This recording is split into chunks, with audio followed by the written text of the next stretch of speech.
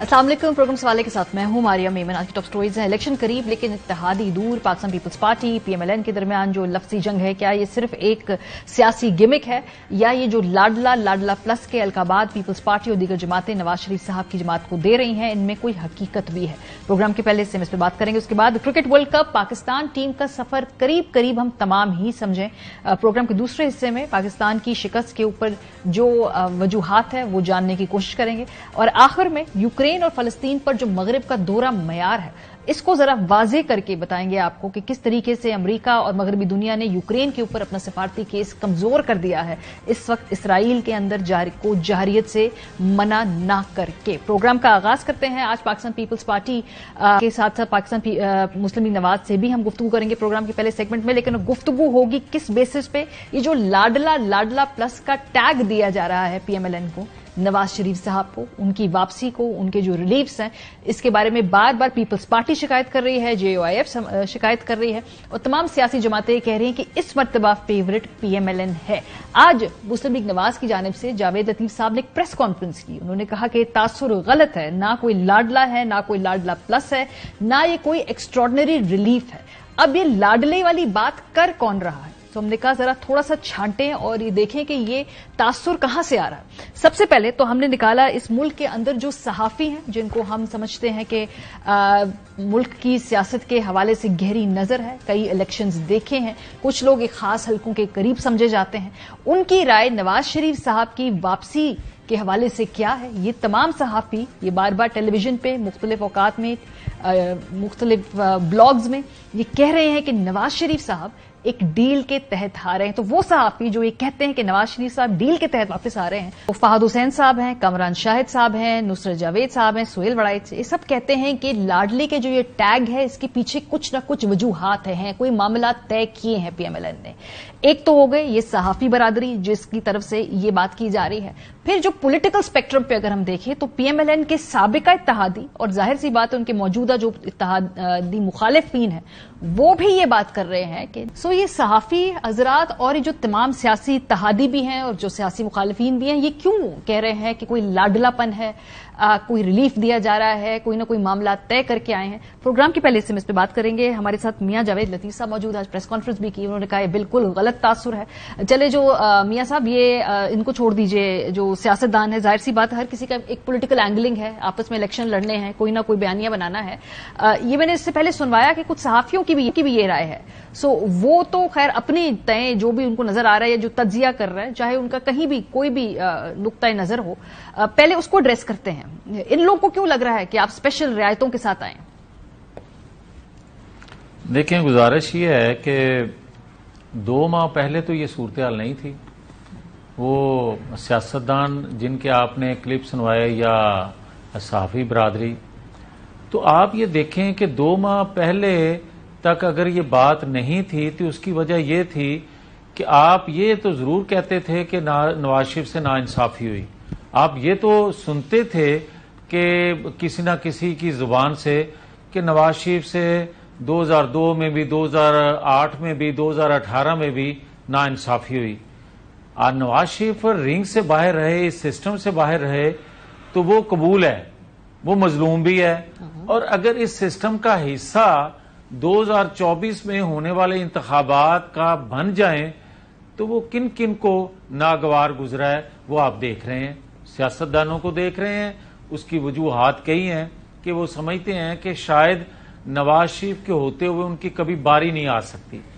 और जहां तक कुछ सहाफियों का तल्लक है, मुझे बड़ा अदब है, मुझे बड़ा एहतराम है तमाम अहबाब का, मगर बड़ी माजरत से कि कुछ लोग ऐसे हैं जो अपना फन जो है वो नेगेटिव साइड पे चलाने में माहिर होते हैं।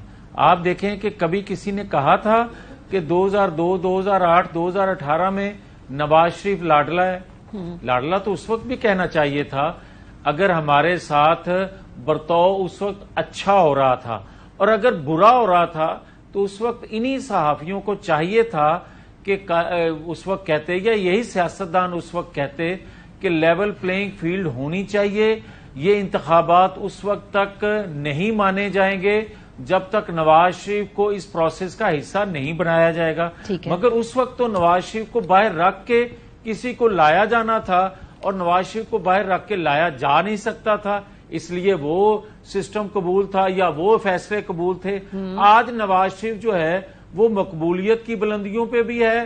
ہاں وہ الگ بات ہے کہ شاید قبولیت میں ہی ہے ان طاقتور حلقوں کو جو مان چکے ہیں کہ نواز شریف کو نکال کے ہمیشہ ریاست کو نقصان پہنچا ہے اور 8-10 سال بعد پھر نواز شریف کو لانا پڑتا ہے. تو میں سمجھتا ہوں کہ اگر ادارے پولیٹیکل ہو گئے ہیں, خود احتسابی انہوں نے شروع کر دی ہے, تو مجھے سمجھ نہیں آتا کہ یہ کن کی خواہش ہے, کن کچھ دانشوروں, کچھ جو تجزیہ نگار ہیں, کچھ ان کی خواہش کیا ہے.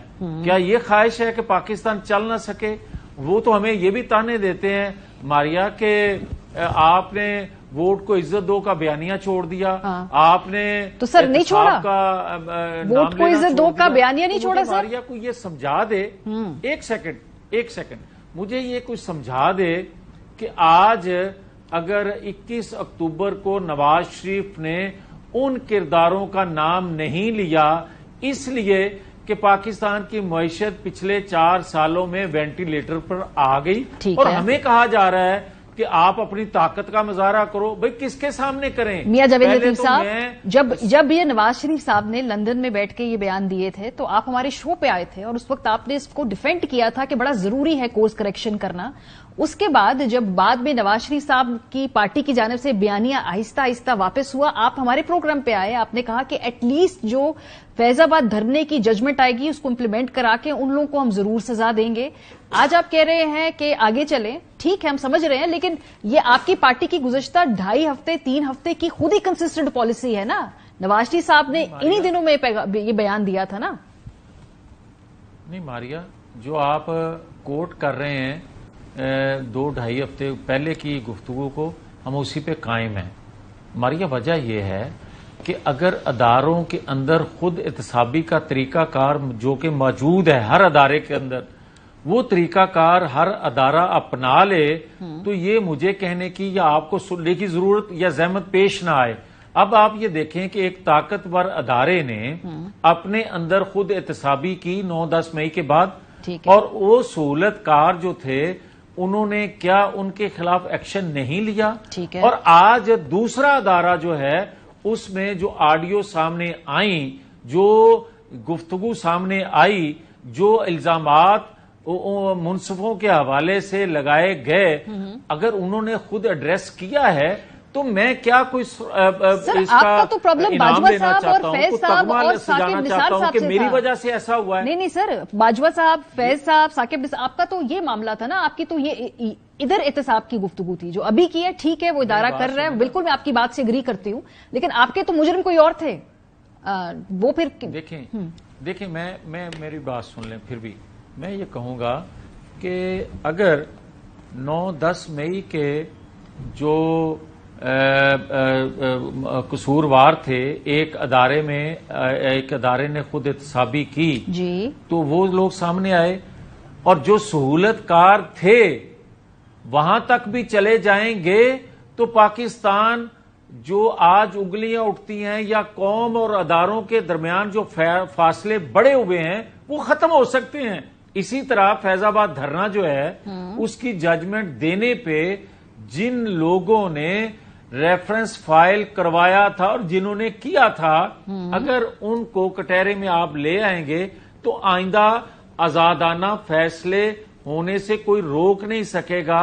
جسٹس شوکت صدیقی نے جو کچھ کیا کہا, اگر اس کی درخواست پر بھی سن لیا جائے گا اور سن کے فیصلہ دے دیا جائے گا تو مجھے اور آپ کو یہ باتیں ڈسکس کرنے کی ضرورت پیش نہیں آئے گی. بالکل ٹھیک بات ہے. سپر میاں صاحب, کیا ہم اس کو یہ سمجھیں کہ یہ جو تمام کام کرنے ہیں وہ عدالت نے کرنے ہیں, جو باقی ادارے نے اپنے اندر خود کام کرنے, پی ایم ایل این اب اس کو پرسو نہیں کرے گی, پی ایم ایل این اس کو پش نہیں کرے گی, پی ایم ایل این کی جانب سے ابھی تقاضا نہیں آئے گا, یہ ادارے اپنا خود دیکھ لیں, یہ ہے پرنسپل پوزیشن اس وقت.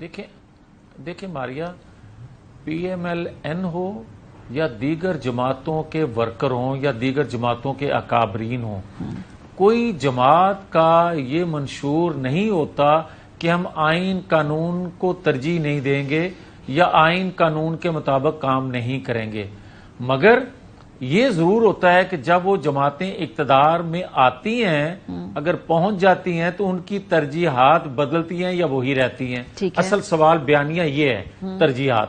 اب آ جائیں کہ میں ہوں یا دیگر جماعتیں، ہر ایک کی خواہش ہے کہ وہ کردار جو ہیں وہ کٹہرے میں آنے چاہیے۔ مسلم لیگ نون بھی آواز اٹھاتی ہے، اٹھاتی رہے گی، کیونکہ پاکستان کی بھلائی اسی میں ہے کہ آپ فیض آباد سے شروع کر لیں، آپ 9-10 مئی سے شروع کر لیں۔ ہاں وہ الگ بات ہے کہ فیض آباد ہو یا 9-10 مئی کے کردار ہوں، ان کے تانے بانے 2017 سے ضرور ملیں گے کسی نہ کسی جگہ جا کے۔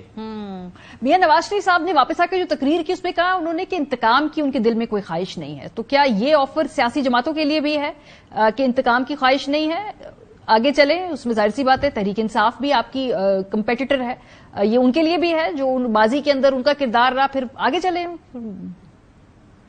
دیکھیں ماریا، جہاں تک تعلق ہے انتقام کا، بد نصیبی ہے کہ ہمیں مورد الزام ٹھہرایا جاتا ہے جبکہ ہم آئین قانون کی بات کرتے ہیں۔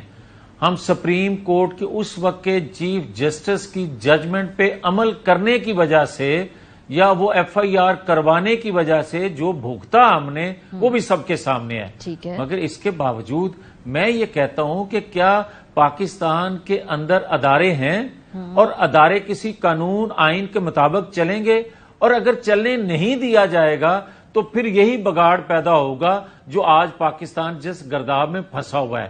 اب آ جائیں جو آپ سوال کر رہے ہیں کہ کیا آپ انتقام لیں گے، کبھی بھی ہم نے تصور نہیں کیا کسی سے انتقام لینے کا۔ ہاں یہ ضرور خواہش ہے کہ اگر آپ آئین قانون کو آپ احترام دیں گے، عزت دیں گے، مقام دیں گے تو پاکستان کے 90% مسائل حل ہو سکتے ہیں۔ یہ میں کہتا رہوں گا، کہہ بھی رہا ہوں، آئندہ بھی کہوں گا۔ صحیح۔ اس وقت پنجاب میں جو الیکشن ہونے جا رہا ہے اس میں کمپیٹیٹر کون ہے؟ کیونکہ پیپلز پارٹی تو خیر جو بھی ہم نے اس حوالے سے دیکھا ان کی پوزیشن پنجاب کے اندر اتنی مضبوط نہیں ہے، آئی پی پی ہے یا جو تحریک انصاف بچی کھچی ہے وہ بیلٹ پیپر پہ ہوگی؟ اول تو آپ کو لگتا ہے کہ وہ ہوگی بیلٹ پیپر پہ؟ آپ کا کمپیٹیٹر پنجاب میں کون ہے؟ دیکھیں بات یہ ہے کہ پاکستان کے جتنے انتخابات 85 کے بعد ہوئے ہیں اور خاص طور پر 90 کے بعد پنجاب میں 2/3 اکثریت مسلم لیگ نون لیتی آئی ہے پنجاب اسمبلی میں ہر الیکشن میں۔ وہ الگ بات ہے کہ 2018 میں جس طرح پھر ہمارے ساتھ سلوک کیا گیا تھا اس کو ایک سائڈ پہ رکھتے ہیں تو باقی تمام انتخابات کا نتیجہ آپ کے سامنے ہے۔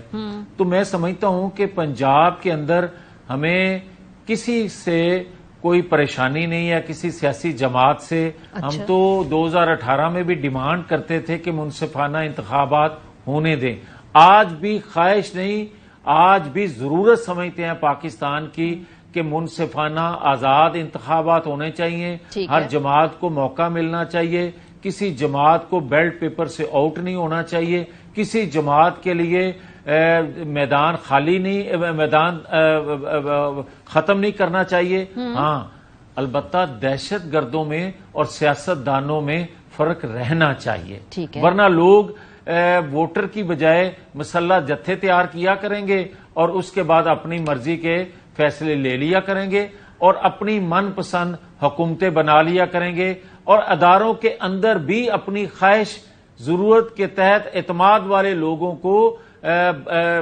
وہاں بٹھانے میں ضرورت بھی اور خواہش ڈیمانڈ کیا کریں گے اور پوری کر لیا کریں گے۔ یہ ہے میرا اصل جو مقدمہ ہے، میری جماعت کا مقدمہ ہے، وہ یہی ہے۔ اس کو کوئی یہ لے کہ ہم کسی 9-10 مئی کے مجرموں کے خلاف ہیں، ہم آئین قانون کی بات کرتے ہیں کہ جنہوں نے آئین قانون ہاتھ میں لیا ہے۔ ابھی فار ایگزامپل یہ دیکھ لیجئے کچھ بہت جیسے یہ اندریب عباس صاحبہ تھیں، اب انہوں نے آئی پی پی جوائن کر لی، اب وہ الیکشن میں حصہ لیں گی یا جو بھی ان کا انتخابی عمل ہوگا اس میں حصہ لیں گی۔ مراد راز صاحب نے آئی پی پی جوائن کر لی، وہ بھی اب جا کے الیکشن کے اندر جو بھی ان کا پروسیس ہوگا حصہ لیں گے۔ پرویز خٹک صاحب نے نئی پارٹی بنا لی, وہ الیکٹورلی کمپیٹ کر سکتے ہیں, وہی جماعت جس کے اوپر آپ الزامات لگا رہے ہیں, لیکن جہاں جہاں انہوں نے سپلنٹر گروپ بنا لیا وہ الیکشن کے اندر حصہ لے سکتے ہیں. اس لیے میرا یہی سوال ہے کہ چلیں آپ کہتے ہیں کہ 9 مئی کے ذمہ داران کو سزا ملنی چاہیے ہے, لیکن اسی جماعت سے تعلق رکھنے والے دوسرے لوگ جب جماعت تبدیل کرتے ہیں تو پھر نہ ہموار فیلڈ کی شکایات جو آپ کے مخالفین کی ہیں ان کو تقویت نہیں پہنچتی؟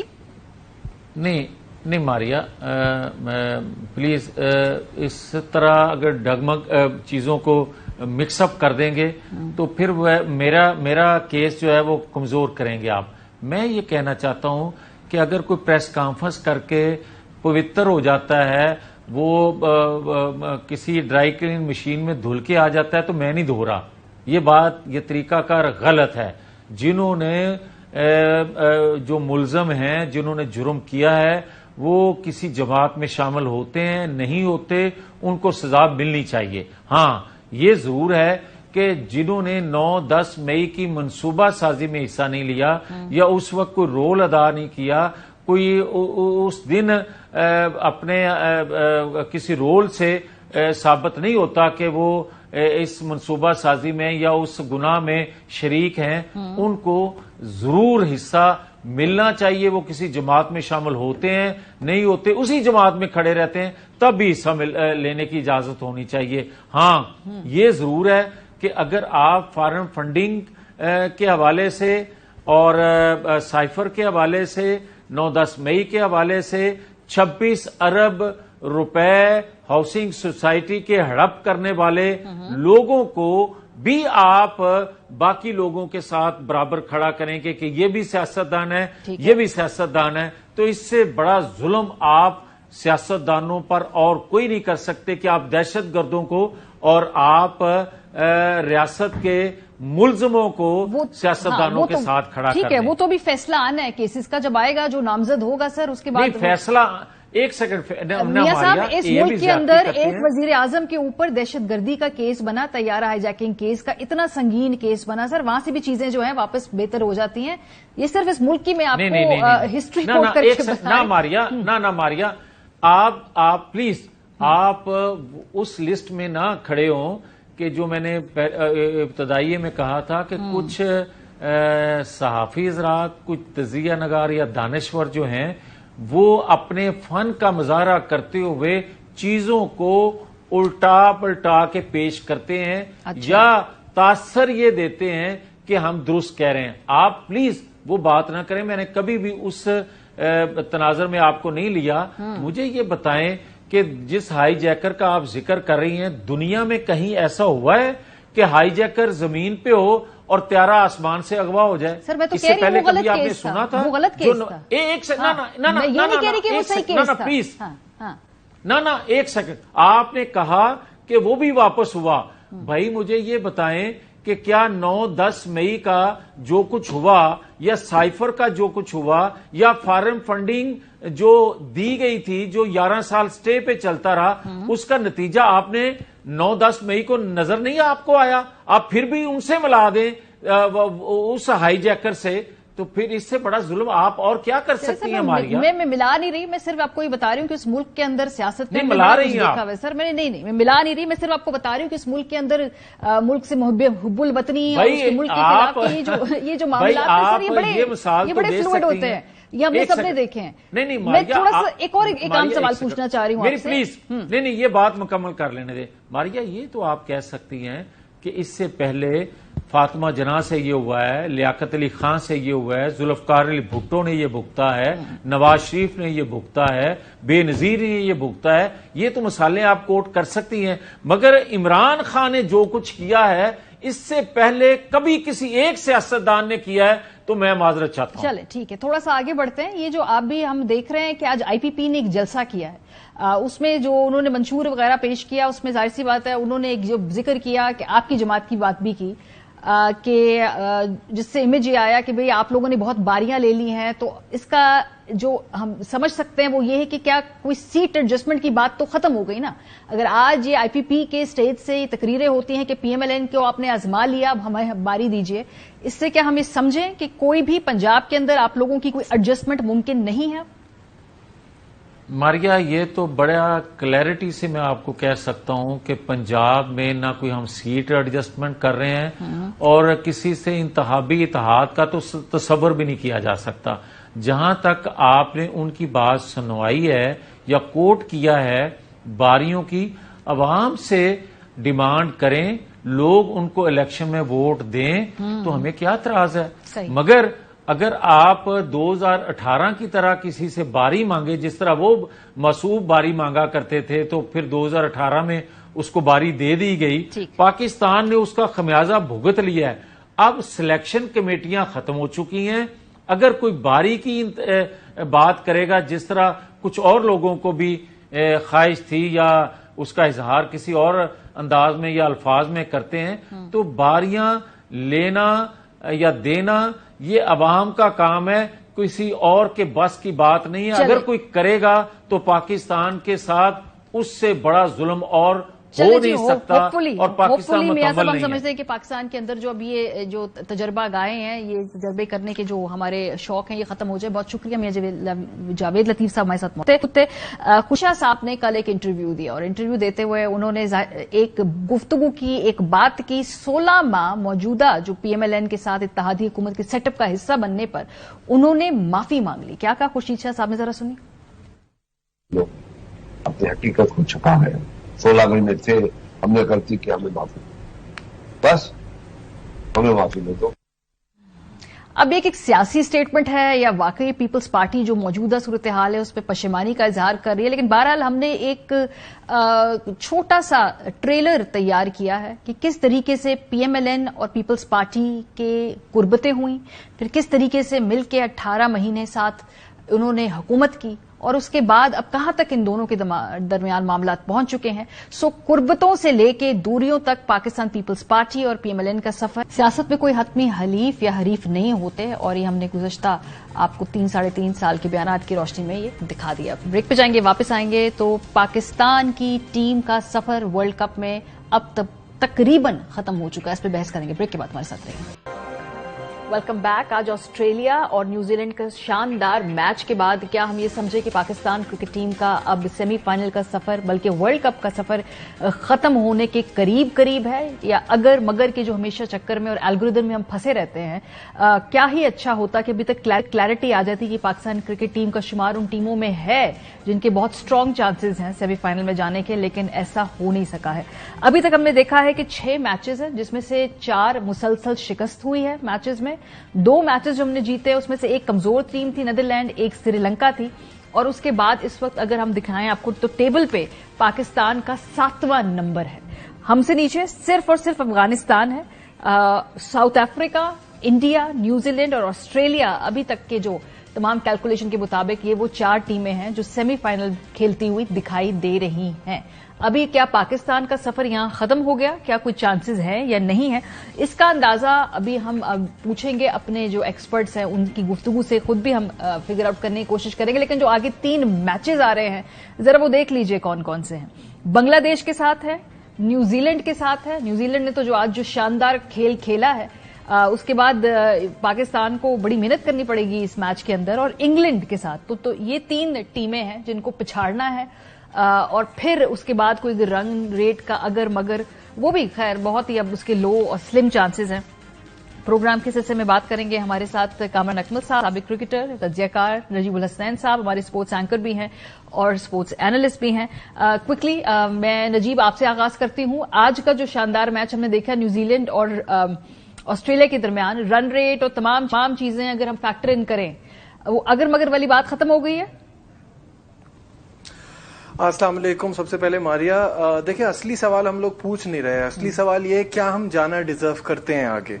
تو اصلی سوال تو یہ بنتا ہے. لیکن پاکستانی فینس جو ہیں وہ جاننا چاہتے ہیں کہ کوئی چانس ہے، کیونکہ ہمیں اس کی عادت ہو گئی ہے کہ ہم بڑے ایونٹس میں گرتے پڑتے کسی طرح آگے چلے جائیں. But this is going to be as far as I believe 3rd consecutive world cup, 50 over world cup, جس میں ہم سیمی فائنل میں نہیں جا رہے کیونکہ آس بہت زیادہ ہے. سب سے بڑی آس تو یہ ہے کہ ہم اپنے 3 میچ جیتیں. تو وہ تو ہم کو عادت نہیں ہے جیتنے کی. اس کے بعد ہم چاہتے ہیں کہ جو ڈیزرونگ ٹیمز ہیں جو اچھا کھیل رہی ہیں آل اوور سڈن وہ برا کھیلنے لگیں. تو just for the sake of it کہ اغوان اب یہ جو سچویشن بن رہی ہے, میں اس میں آپ کو, کیونکہ یہ اتنی فنی ہے, میں نے اپنے پاس لکھ لی ہے کہ کوئی کیلکولیشن خراب نہ ہو. پاکستان اپنے 3 میں سے 3 میچ جیتے تو 10 پوائنٹ پہ آئے گا. نیوزی لینڈ 1 میچ جیتے 4 میں سے تو 10 پوائنٹ پہ رہے گا. پھر آسٹریلیا ابھی 1 جیت چکا ہے 4 میں سے, اور 1 اور جیتے 2 ہارے تو 10 پوائنٹ پہ رہے گا. پھر نیٹ رن ریٹ دیکھا جائے گا, وہ ہمارا آلریڈی بہت خراب ہے. تو ایک تو یہ سینیریو ہے. دوسرا سینیریو ہے پاکستان اپنے 3 جیتے, نیوزی لینڈ 1 ہار گیا ہے, اب باقی 3 بھی ہارے, اور پھر آسٹریلیا 1 جیتا ہے, اب باقی 3 ہارے. تو آپ سوچیں کہ ہم کیا مانگ رہے ہیں. Very interesting calculation. یہ تو آپ وہی کہہ رہے ہیں کہ پوری کائنات جو ہے وہ مل کے آپ کو سیمی فائنل میں پہنچانے کے لیے مدد کرے, آپ خود نہ کریں. اور بالکل ٹھیک بات آپ نے کی. کامران, آج میں میچ دیکھ رہی تھی آسٹریلیا اور نیوزی لینڈ کا, مطلب کیا ہی لطف آیا, اتنا قریب جا کے اتنے ہائی رن چیز کے, مطلب ایک موقع آیا کہ دل کرا تھا نیوزی لینڈ یہاں سے جیت ہی جائے, لیکن آبویسلی جس نے بہتر کھیل کھیلا وہ یہ میچ اس کے نام ہوا, اور کچھ قسمت بھی تھی. لیکن پاکستان کے مقابلے میں اب لگتا ہے کہ ہم لوگ کو اپنی ایکسپیکٹیشن ریئلسٹک کر لینی چاہیے ہیں. یہ اگر مگر کے کھیل سے, اور خاص طور پہ سخت سوال پوچھنے چاہیے کہ کتنے ٹورنامنٹس میں ہم یہ اگر مگر کے اوپر ہی اپنے آپ کو دلاسے دیتے رہیں گے. دیکھیے ماریا, سب سے پہلے جو آپ نے شروع سے پوچھا ہے نجیب بھائی سے کہ پاکستان ٹیم کے چانسز ہیں, نجیب بھی جانتا ہے, میں بھی جانتا ہوں, وہ آپ کے لیے زیادہ اچھا ہوگا شاید بھائی کوئی انڈیا میں کال میں لا لے, وہ بتا دیں گے آپ کو سارا. نجیب کی باتوں سے ان کی نظر میں ابھی بھی ہے کہ پاکستان ٹیم پہنچے گی. دیکھیں نجیب نے بڑی اچھی بات کی ہے کہ ہم جس ٹائپ کی کرکٹ کھیل رہے ہیں ہم ڈیزرو نہیں کرتے. میں نے پہلے کہا تھا کہ پاکستان ٹیم کی تیاری اچھی نہیں ہے, پاکستان ٹیم ایکسپوز ہو جائے گی. ہم اپنی ٹرانسمیشن میں بات کرتے رہے ہیں, ابھی ورلڈ کپ شروع بھی نہیں ہوا تھا, تو یہ تو صاف نظر آ گیا کہ ہماری تیاری اچھی نہیں تھی. اب نیوزی لینڈ ٹیم نے جیسے پرفارم کیا, جیسے آسٹریلیا نے کم بیک کیا اس ورلڈ کپ میں, جہاں پہ یہ باہر ہو رہے تھے ٹاپ 4 میں, اب اسٹرانگلی وہ ٹاپ 4 میں انٹر ہو رہے ہیں, اور ڈے بائی ڈے بہتر کرتے گئے. ہار سے انہوں نے سیکھا اور اچھی کرکٹ کھیلنی شروع کر دی, اپنے پہ بلیو رکھا. اور آسٹریلین کی یہی کلاس ہے کہ ایک دم سے اٹھتے ہیں تو پھر ان کے پاس بھی کوئی نہیں لگتا. اور نیوزی لینڈ نے ٹھیک ہے ٹف ٹائم دیا. سب سے اچھی جو چیز تھی نا, اوپنر تو بہت اچھا کھیل رہے ہیں, وارنر اور ٹریوس ہیڈ, انہوں نے انبلیویبل بیٹنگ کی ہے. جیسے سٹارٹ دیا 175 رنز کی پار, اس کے بعد پھر جو تھوڑا سا پریشر میں آئی آسٹریلیا, سمتھ آؤٹ ہوا, لبو شینے آؤٹ ہوا, اس کے بعد پھر ٹیل نے جیسے آ کے رنز کیے. یہ چیز ہم لوگوں نے کل مس کی ہے. ہر ٹیم کی ٹیل آ کے رنز کر رہی ہے. نیدرلینڈ جیسی ٹیم 6 آؤٹ ہوتے ہیں 90 پہ تو وہ 264 کر جاتے ہیں. ہم لوگ 6 آؤٹ ہوتے ہیں تو بالکل ہی لائن سے آؤٹ ہو جاتے ہیں. تو یہی چیز ہم لوگوں نے دیکھنی ہے کہ ہم لوگ کہاں لیگ کر رہے ہیں, لیکن ہر میچ کے بعد غلطیاں ریپیٹ ہم لوگ کرتے جا رہے ہیں, جس پہ کنٹرول نہیں ہو رہا, جس کی وجہ سے ہم اس ٹورنامنٹ سے باہر ہو گئے. ہم ایسی ٹیم نہیں تھی, ہماری کنڈیشن میں کھیل رہے تھے, تو میرے خیال سے ہماری ٹیم بہتر پرفارم کرنا چاہیے تھا. صرف کیا کہ ریلیکس ایٹیچیوڈ, گیم اویئرنیس بالکل نہیں آئی, صحیح پلان جو بنائے ہوئے تھے اس پہ امپلیمنٹ نہیں کیا, کام نہیں کیا. ہار کے بعد سیکھتا, 2 کے بعد 3 کے بعد, اب 4 میچ ہاریں گے تو آپ کیسے کم بیک کر سکتے ہیں. یہ صرف کیا کہ ریلیکس مینجمنٹ ایٹیچیوڈ جو ان کا کپتان کی غلطیاں گراؤنڈ میں جو آئیڈینٹیفائی ہر میچ کے بعد, اس ورلڈ کپ سے پہلے بھی ایشیا کپ میں, T20 ورلڈ کپ, دبئی میں, آسٹریلیا میں بتاتے گئے, لیکن کپتان بھی تھوڑا سا میرے خیال سے بہتر ڈیسیژن لیتا. یہ جو آپ نے کپتان کی بات کی کامران, اسی سوال کو میں آگے لے کے جاؤں گی نجیب کے پاس. نجیب, ہر فیلڈ کسی بھی ٹورنامنٹ میں پرفارمنس کے بعد کوئی ایک اسکیپ گوٹ ہوتا ہے جس کے اوپر یہ ساری ذمہ داری ڈال دی جاتی ہے. ذرا لوگ کا جو غصہ ہوتا ہے وہ ٹھنڈا ہو جاتا ہے کہ جی او ہو بڑا یہاں پہ سیریس اب اقدامات لینے لگے ہیں. ادھر لگ رہا ہے آپ کو کوئی اسکیپ گوٹ ہے کیا؟ کیپٹنسی کسی خطرے میں ہے, یا بورڈ کے اندر, مینجمنٹ کے اندر کوئی کسی ایک کے اوپر ڈال کے فی الحال جو ہے یہ معاملہ کو رفع دفع کیا جائے گا؟ نہیں, اسکیپ گوٹ نہیں کہوں گا میں. دیکھیں اٹس لانگ ٹائم کمنگ. آپ کو بہت ٹائم دیا, بہت سمجھایا, بہت وقت دیا کہ آپ اپنی حساب سے کر لیں. بیکاز دیکھیں پرابلم پتہ ہے کیا ہوئی ہے, پاکستان میں ایک 8-10 سال میں گیپ رہا ہے ایک ورلڈ کلاس پلیئر کا. جب ایک ورلڈ کلاس پلیئر آیا نا, سبھی اس کے اورا کے سامنے दब गए और उन्होंने कहा हाँ ठीक है जो ये चाह रहे हैं इनको करने दो, और वो कर लिया। अब इट्स हाई टाइम कि आप अकाउंटेबिलिटी भी मांगे। कप्तानी जाने की जहां तक आप बात करें, कप्तानी जा चुकी है, ये वर्ल्ड कप चल रहा है तो हमें ऐसी बाबातें नहीं करनी चाहिए। ऑल्दो हमारे अब चांसेस आगे के ना होने के बराबर हैं, क्योंकि क्रिकेट आदादो शुमार का खेल है, तो मैं बिल्कुल इसको रद्द नहीं करूंगा। मैं कहता हूं 99.5% हम बाहर हो गए। कप्तानी जा चुकी है, इसका अब सवाल नहीं बनता है। अब आपको नए कप्तान का बहुत जल्दी पता चल जाएगा, बातें चल रही हैं अभी से कि कौन होने वाला है। लेकिन इशू ये है कि इसको आप स्केपगोट नहीं कहेंगे, ये होना था। आपको टाइम मिला, आपको आपके मतलब के खिलाड़ी मिले, आपको हर मौका दिया कि आप अपने आप को इंप्रूव करें। दो तरह के कैप्टन होते हैं, मैं हमेशा कहता हूं, एक वो जो बॉर्न लीडर्स होते हैं, एक वो जो विद टाइम सीख जाते हैं। तो ये दोनों में से कुछ भी नहीं हुआ।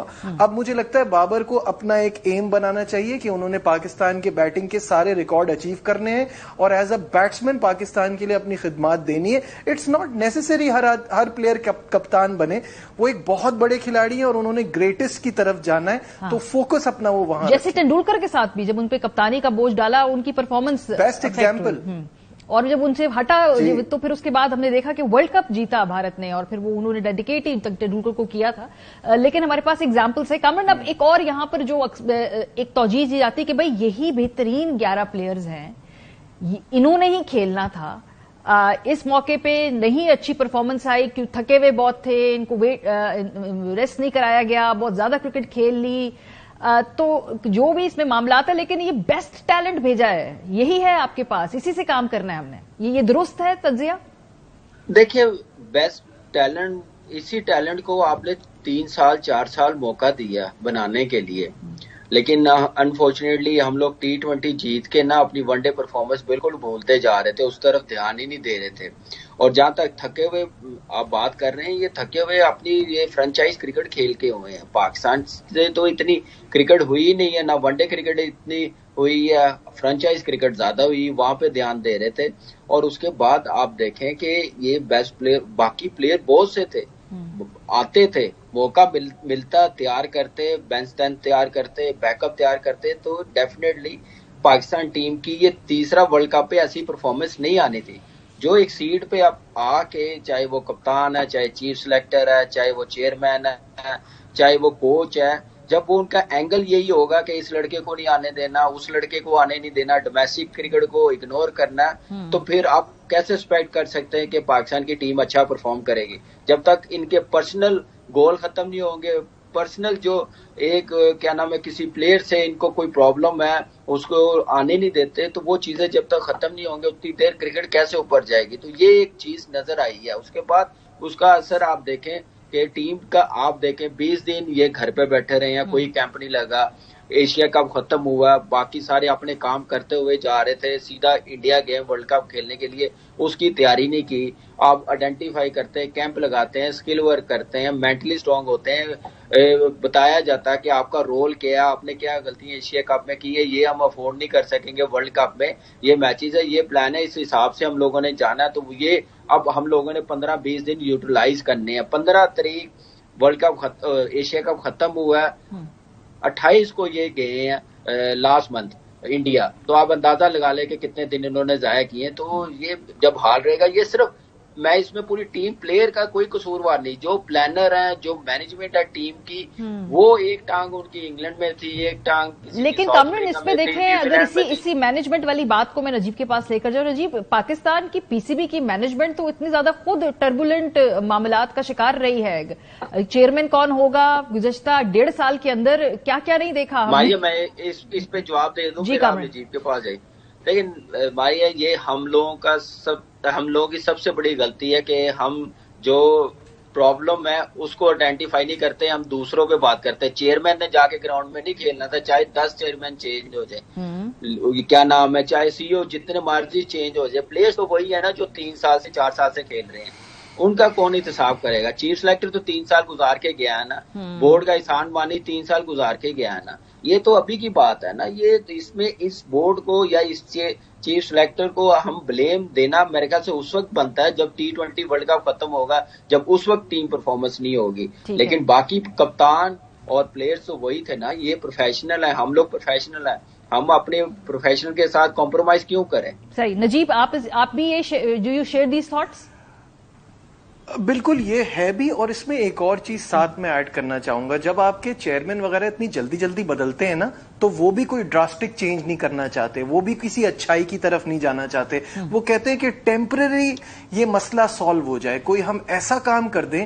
جیسے فار ایگزامپل جو میں ہمیشہ بات کہتا ہوں، بار بار اس کو ریپیٹ کرتا ہوں، سب سے بڑا کرکٹ میں اسکیم ہے آئی سی سی کی رینکنگ. یہ رینکنگ میٹر نہیں کرتی، لیکن کیا ہوتا ہے آپ چھوٹی سیریز میں بھی جا رہے ہیں، آپ کسی کو یہ نہیں کہہ رہے کہ یار یہ بڑے پلیئرز کیوں جا رہے ہیں، ان کی کیا ضرورت ہے. If you are playing against Netherland یا زمبابوے، اب یہ بابر اعظم کے کھیلنے کا کیا سوال بنتا ہے، یا شاہین آفریدی کے کھیلنے کا کیا سوال بنتا ہے. ایسے آپ کا اسٹرینتھ چیک کیا جاتا ہے، پیچھے کیا ہے، بینچ تگڑی ایسے ہوتی ہے. تو یہ ساری چیزیں ریلیٹ کرتی ہیں اس بات سے کہ آپ کی مینجمنٹ بھی کوئی ایسا چینج نہیں کرنا چاہتی جس سے آپ کی رینکنگ خراب ہو، کیونکہ ان کو تو اپنے 3-4-6 مہینے کا ہی پتا ہوتا ہے نا.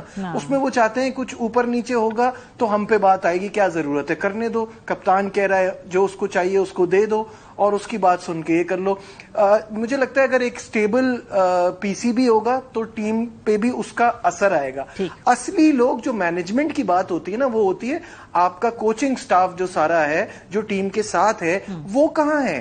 آپ کے ڈائریکٹر کرکٹ جو بنا دیا ہے آپ کا ٹیم ڈائریکٹر مکی آرتھر کو، وہ بیسکلی ان کے لیے ایک رول کریٹ کیا گیا ہے کیونکہ وہ اپنی کاؤنٹی کا کانٹریکٹ چھوڑ کے نہیں آنا چاہتے تو وہ زوم کوچنگ کرتے ہیں اور وہ وہاں ڈائریکٹ ایونٹس پہ آ کے ٹیم کو جوائن کرتے ہیں. تو ان کا کیا رول ہے، وہ کیا دے رہے ہیں ٹیم کو، کیا سکھا رہے ہیں. جو آپ کے فیلڈنگ کوچ تھے وہ اب آپ کے ہیڈ کوچ بن گئے ہیں جو فیلڈنگ کوچ تھے. اور آپ کا جو بیٹنگ کوچ ہے اینڈریو پیوٹک نام ہے، اینڈ آئی ایم شیور آپ نے کبھی نام سنا بھی نہیں ہوگا. وہ ایک میچ کھیلے ہوئے ہیں. تو یہ میڈیوکر لوگوں کی کوچنگ جو ہے اور یہ جو مینجمنٹ ساتھ چل رہی ہے یہ کیا ہے. بہت شکریہ. ہمارے ساتھ کامران اکمل صاحب موجود تھے، نجنین صاحب موجود تھے، کہہ رہے تھے کہ بس یہی سمجھے کہ پاکستان ٹیم کا اس ٹورنامنٹ کے اندر سفر اب ختم ہو گیا ہے، لیکن جو سخت سوالات اٹھائے گئے ہیں ان کے جواب ضرور تلاش کرنے ہوں گے. بریک پہ جائیں گے. جب ہم واپس آئیں گے تو غزہ کے صورتحال کے حوالے سے کیا امریکہ اور مغربی دنیا نے غزہ کے حق میں قرارداد کی مخالفت کر کے یوکرین کے اوپر اپنا جو سفارتی موقف ہے اس کو کمزور کر لیا ہے، بات کریں گے اس پہ. بریک کے بعد ہمارے ساتھ رہیں.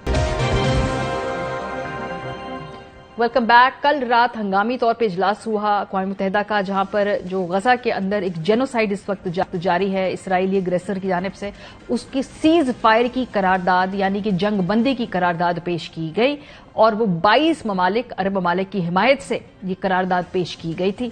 اس میں اردن کی جانب بھی یہ اس کو اسپانسر کیا گیا تھا اور قرارداد میں فی الفور سیز فائر کا مطالبہ کیا گیا.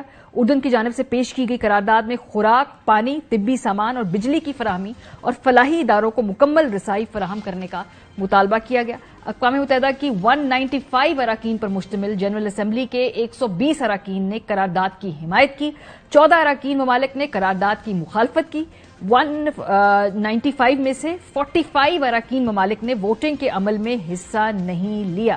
پاکستان میں کے جو سفیر ہے اقوام متحدہ میں امریکہ میں، سفیر منیر اکرم صاحب، انہوں نے کہا کہ اقوام متحدہ کی اس قرارداد کو پاس کرنے میں پاکستان کا بھی کردار ہے، ہمیں اس پہ بڑے زیادہ پرائیڈ لیتے ہیں اور ہم نے یہ کہا ہے کہ جنگ بندی ہونی چاہیے ہے. 20 روز بعد اقوام متحدہ نے بالآخر فلسطین میں جاری قتل عام کو روکنے کا مطالبہ کر دیا ہے. اب یہ یقینی بنانا ضروری ہے کہ اسرائیل اسے قبول کرے. لیکن کل جس طرح کی ووٹنگ ہوئی ہے، جس طرح سے گلوبل پوزیشننگ تھی، اس سے لگتا ایسا ہے کہ امریکہ اور ویسٹ نے اپنا یوکرین کے اوپر کیا جو سفارتی جتنے بھی ان کے گینز ہیں ان کو ریورس کر دیا ہے، اپنا مقدمہ سفارتی طور پہ یوکرین کی جنگ کا کمزور کر دیا ہے. وہ کیسے، آئیے آپ کو بتاتے ہیں. کل کی ذرا ہم قرارداد کو کلوزلی اگر مانیٹر کریں تو امریکہ نے یوکرین میں تو جنگ بندی کی حمایت کی تھی، اس میں قرارداد منظور کروائی تھی، لیکن فلسطین میں جنگ بندی کی مخالفت کر ڈالی ہے. جبکہ اسرائیل کے ایک اور اہم اتحادی برطانیہ نے بھی یوکرین میں جنگ بندی کی حمایت کی تھی، لیکن فلسطین میں جنگ بندی کے لیے ہونے والی ووٹنگ میں حصہ ہی نہیں لیا. بھارت نے بھی ووٹنگ کے عمل میں حصہ نہیں لیا تھا. فروری 2023 میں جب ایک اور پیش کی گئی تھی قرارداد یوکرین میں جنگ بندی کے حوالے سے، تو اس وقت کس نے کیا پوزیشن لی تھی یہ بھی آپ کو دکھاتے ہیں. فروری 2023 میں اقوام متحدہ کی جنرل اسمبلی نے امریکہ، یورپی یونین اور برطانیہ کی حمایت یافتہ قرارداد منظور کرتے ہوئے مطالبہ کیا تھا کہ یوکرین میں جنگ بندی کی جائے.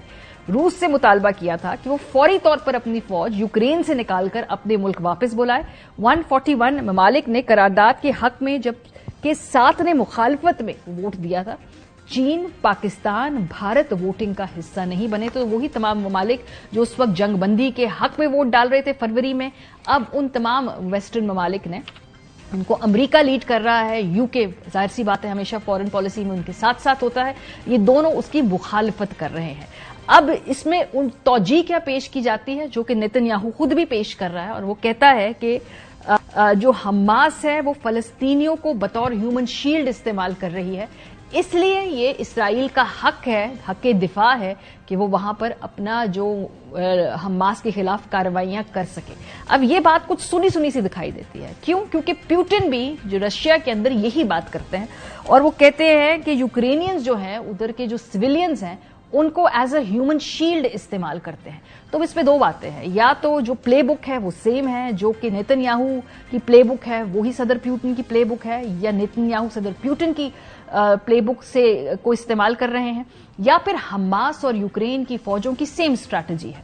اب یہ دیکھنا ہے کہ اس کے اوپر جو ویسٹرن دنیا ہے، جب ایک طرف ایک اصولی موقف ہے کہ ہیومن شیلڈ کے طور پہ استعمال لوگوں کو نہیں کرنا چاہیے، تو دوسری طرف جب پیوٹن وہی توجیہ دیتا ہے تو پھر اس جنگ بندی کو وہ روکنے کی بات کریں۔ بہرحال یہ ان کی اپنی سول سرچنگ ہے، تاریخ سب کو جج کر رہی ہے، جس طریقے سے بچوں کو، ہاسپٹلز کو، اسکولوں کو غزہ کے اندر نشانہ بنایا جا رہا ہے۔ ان تمام مہذب ممالک کی اپنی عوام اپنی لیڈرشپ کے اگینسٹ نکل آئی ہے۔ لندن میں ہم نے دیکھا پچھلے ہفتے 20 ہفتے بھی بہت بڑا مظاہرہ کیا گیا ہے۔ سو حکومتوں کے ساتھ ان کی عوام کی ایک کثیر تعداد کے دل نہیں دھڑکتے ہیں۔ یہ ویسٹ کو اس معاملے میں یوکرین کی جنگ کے حوالے سے ان کے موقف کو ایک بڑا دھچکا پہنچا ہے۔ پروگرام کا وقت ختم ہو گیا، اپنا فیڈ بیک دینا مت بھولیے گا، خیال رکھیے، خدا حافظ۔